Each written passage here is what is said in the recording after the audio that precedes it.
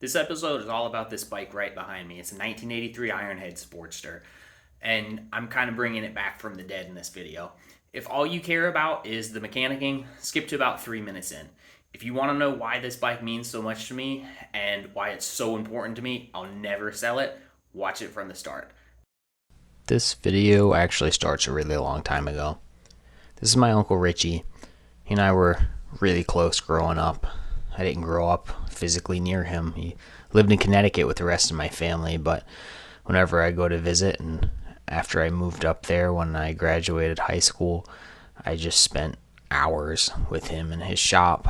And Richie was, Richie was like my hero growing up. He'd been into Harleys for years and years and years, way before fucking dentists with road glides and shit were. And I just loved hanging out with him and learning about him. I grew up around these bikes, and he built my Sportster for my Aunt Mary. There she is. She's a certified fucking badass, the coolest woman on the face of the planet. She wanted her own bike. She didn't want to ride on the back. Put it together out of a bunch of spare parts he had, frame and engine and blah blah blah, and they together traveled this whole country on that thing. Mary probably put more miles on a Sportster than a lot of dudes will on a full-on touring bike these days.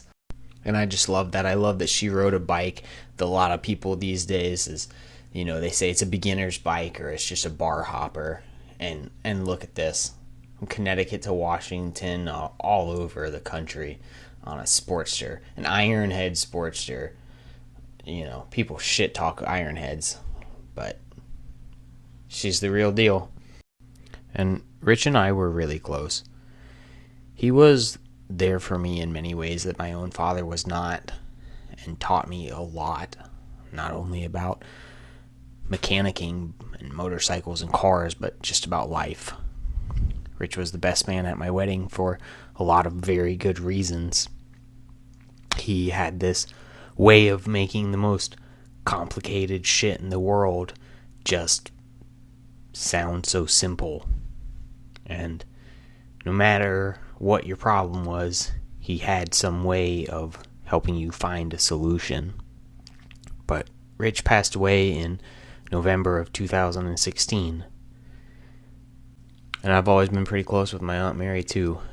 She's been so awesome for me over my whole life, being there for me from so far away and supporting me in lots of different ways. So it makes complete sense that someone as selfless and generous and incredible as her would do something like load her Sportster on the back of a trailer, drive it all the way from Connecticut to South Carolina, and then just give it to me right before my birthday, which is even more special because Rich put this bike together for her and surprised her with it on her birthday. So I had to get this bike running again before she went back home.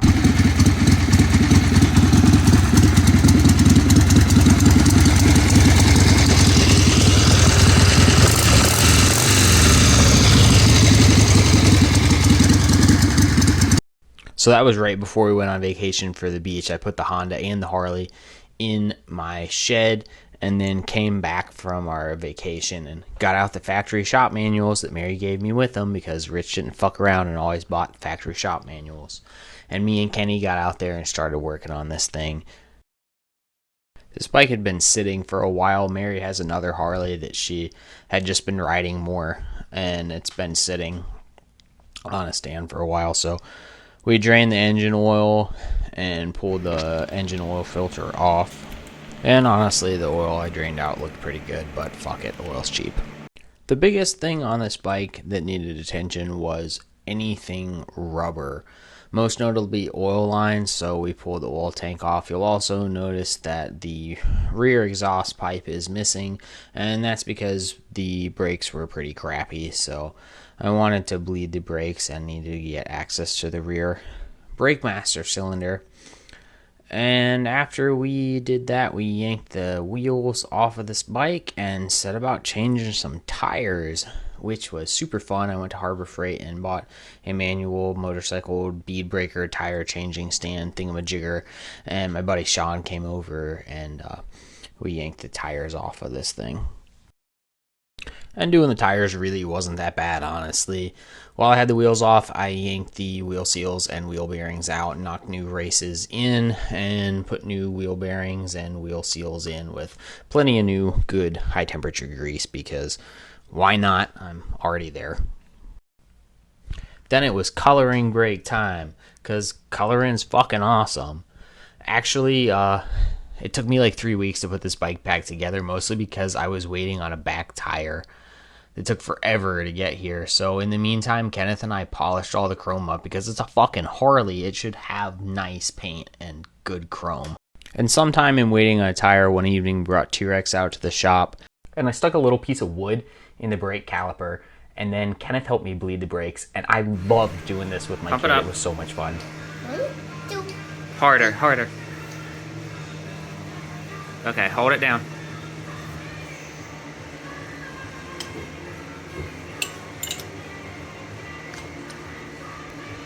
It started raining. We've been getting a lot of evening thunderstorms, so Lily came inside to lay down in the shop and hang out with us boys, and we had to get that thing fired up just to hear it run after we put the exhaust pipe back up on there.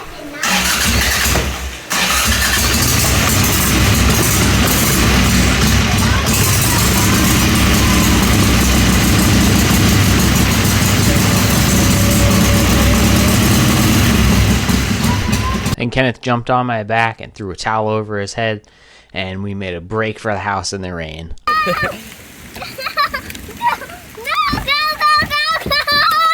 You ready? No! Yeah! I can't see! I can't see either! There goes the dogs!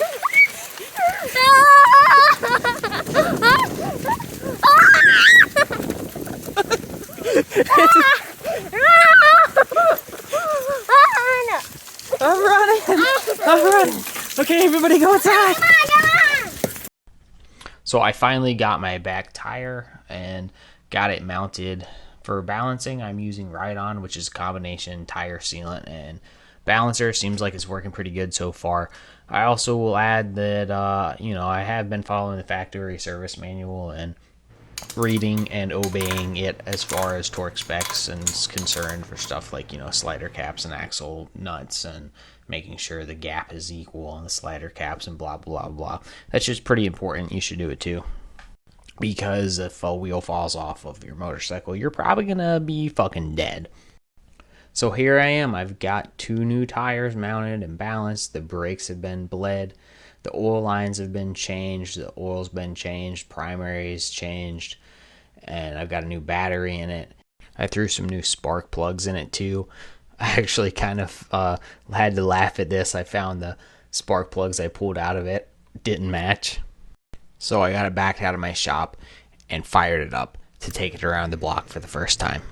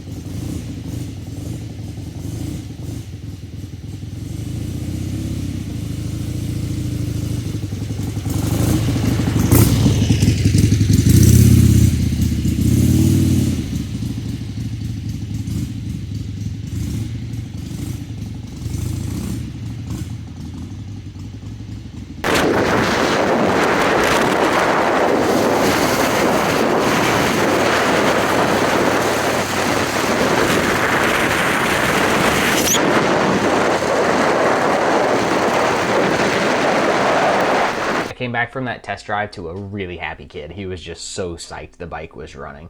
And I rode it to work the next day and like a couple more days that week and rode it around with my buddies that weekend. But I've got some other episodes I want to try and make about this bike. But that's it. That's getting this bike back from the dead, resurrecting this Ironhead Sportster. And this bike is so special to me, and I can't wait to share some more of my adventures on it with you guys here on YouTube.